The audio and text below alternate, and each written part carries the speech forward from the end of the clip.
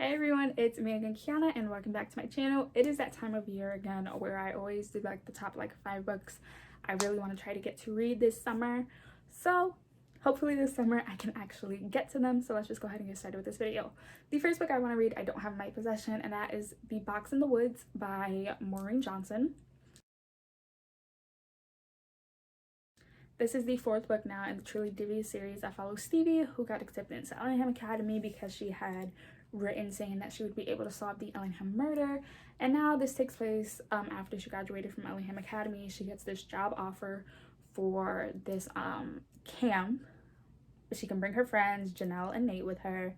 And it's basically while she's there, it's either campers or the counselors start to go missing, and it's up to now Stevie and her friends to try to figure out where they're going, who's taking them, and what's going on. I love the first 3 books. I'm very, very excited for this to come out. I don't know when it does come out. If I do, I'll find it and put it somewhere on the camera.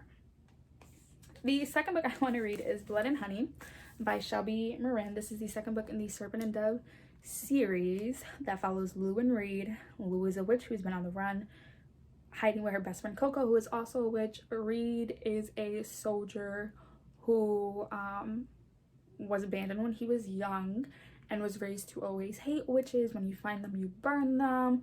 I believe this takes place in either Paris or New Orleans. I can't remember. It's been over a year since I read the first book, but I absolutely love it. In this book, they're again running from Lou's mother after the events that happened in the first book, which I absolutely loved and adored.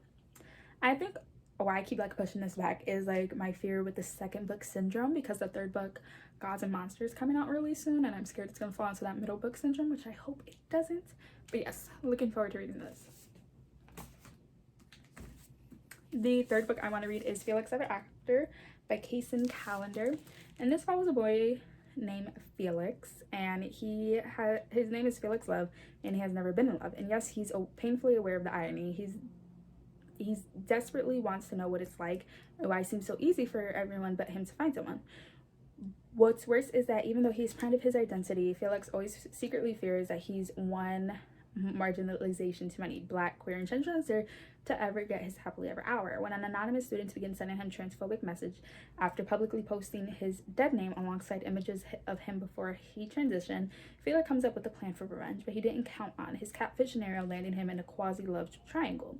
As he navigates his complicated feelings, Felix begins a journey of questioning and self-discovery that helps to redefine his most important relationship, how he feels about himself. So when this came out last year, everybody loved it. Everybody bragged about it. I bought it, didn't get into the hype, and I really, really want to, because I love queer books. So yes, looking forward to this. The 4th book I want to read, and I literally just bought, is One Last Stop by Casey McKiston. This is the author of the Red, White, and Royal Blue series, and this follows a 23-year-old girl, August, who just moved to New York to prove her right that things like magic and cinematic love stories don't exist, and the only smart way is to go through life alone. She can't imagine how waiting tables at 24-hour pancake diner and moving in with too many weird roommates could possibly change that, and there's certainly no chance of her subway commute being anything more than a daily drudge through boredom and electrical failures. But then this gorgeous girl on the train, Jane, dazzling, charming, mysterious, impossible Jane. Jane with her rough edges and swoopy hair and soft smile, showing up in a leather jacket to save August's morning when she needs it most. August's subway crush becomes the best part of her day, but pretty soon she discovers there's one big problem. Jane just doesn't look like an old school pub record. She literally is displaced in time from the 70s, and August is going to have to use everything she tried to leave in her own past to help Jane. Maybe it's time to start believing in something after all.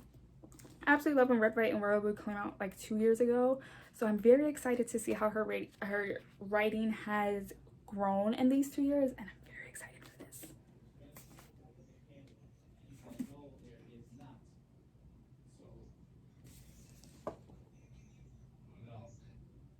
What I said was there's Spanish people that are living here. And then the 5th and final book I want to get to is The Lost Book of White by Cassandra Clare and Wesley Chu. This is the 2nd book in the Elder's Curse series. I believe it's a trilogy, and of course it's the one that follows Magnus Bane and Alec Lightwood as they go on their adventures that take place in between the books in the Shadowhunter series. The first one, it took in between, I believe it's City of Glass, something like that. So this is after they have their son Max, who just started learning how to walk, and Until the night, the two old acquaintances break into Magnus's apartment and steal the powerful Book of White. Now, Magnus and Alex will have to drop everything to get it back. They need to follow the things to Shanghai. They need to call some backup to accompany them, and they need a babysitter.